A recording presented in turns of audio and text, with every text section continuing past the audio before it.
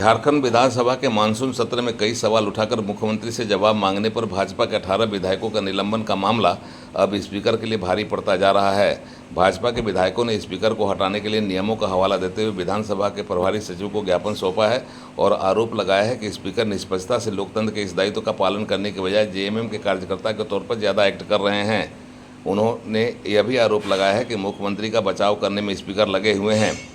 उन्हें पद से हटाने की मांग के साथ साथ स्पीकर द्वारा की गई टिप्पणी पर भाजपा के विधायकों ने उनके खिलाफ मानहानि का दावा करने का भी ऐलान किया है। यह ऐलान झारखंड विधानसभा के प्रभारी सचिव को दिए गए पत्र में भी किया गया है।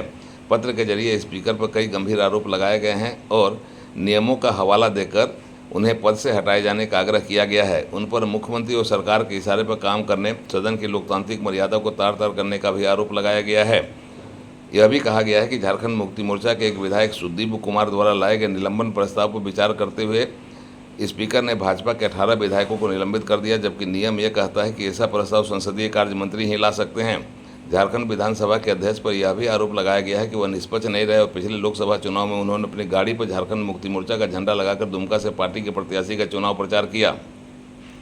भाजपा के विधायकों ने प्रभारी सचिव झारखंड विधानसभा को लिखे पत्र में यह भी कहा है कि हाईकोर्ट ने बांग्लादेशी घुसपैठ के मामले पर एक्शन लेने को कहा तो अध्यक्ष ने बांग्लादेशी घुसपैठ की समस्या को ही खारिज कर दिया और ऐसा करके उन्होंने हाईकोर्ट की भी अनदेखी की। यह भी आरोप लगाया गया है कि उन्होंने अपने लोकतांत्रिक दायित्व का पालन नहीं किया और हमेशा भारत सरकार की आलोचना करते रहे तथा गोड्डा के सांसद निशिकांत दुबे के व्यक्तिगत बयान को भी सदन में चर्चा के लिए ला दिया।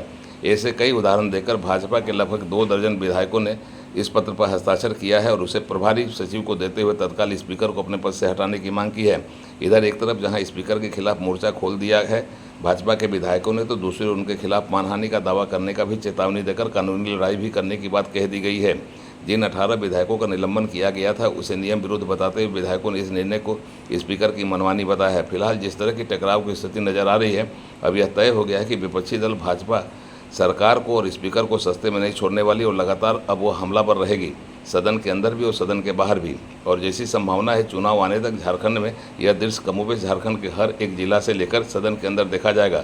मतलब भाजपा से पंगा लेना, भाजपा को यह अवसर देना है कि वह सरकार को नंगा करती रहे सार्वजनिक मंच से, कार्यक्रमों के जरिए और सदन में वाद विवाद और बहस के जरिए। उड़ान लाइव ब्यूरो की रिपोर्ट।